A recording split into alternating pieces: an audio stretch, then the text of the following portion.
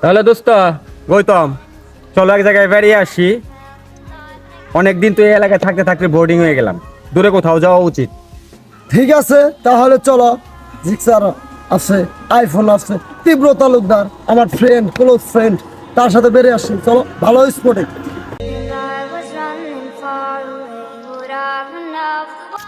আরে বন্ধু জনি, তুমি এখানে দাঁড়িয়ে রইছ?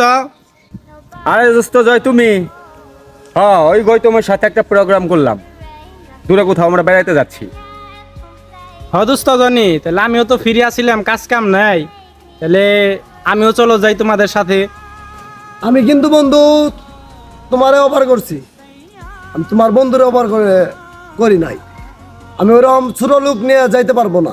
ও কিন্তু তোমার বন্ধু হইতে পারে, আমার বন্ধু না। আমি তোমাকে অফার করছি, তোমাকে নিয়ে যাব। আমার একটা ওয়েট দেখো, আর ওই ছোট লোকের ওয়েট দেখো।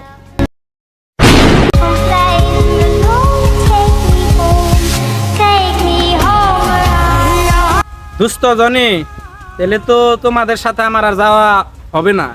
তোমার বন্ধু যেভাবে বললো, আর তুমিও তারে কোনো কিছুই বললা না। থাকো তাহলে তোমরা, আমি তাহলে আসি। গৌতম দোস্ত, তুমি যে আমার বন্ধুর অপমান করলা, এই কথাগুলার জবাব কিন্তু আমি ওর সামনেই তোমার দিতে পারতাম। আমি তাতে দেই নাই কেন জানো?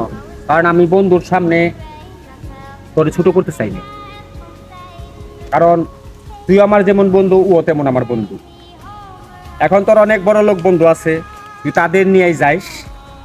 আমি আমার ওই বন্ধুরে ছাড়া তোর সাথে স্পটে যাবো না। কারণ তুই আমার বন্ধু, তোর আমি যতটুকু ভালোবাসি, তেমনি জয় আমার তেমনই বন্ধু।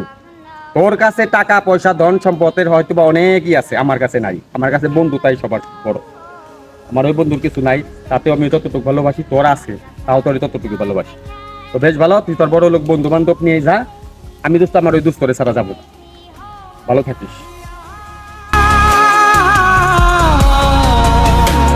Say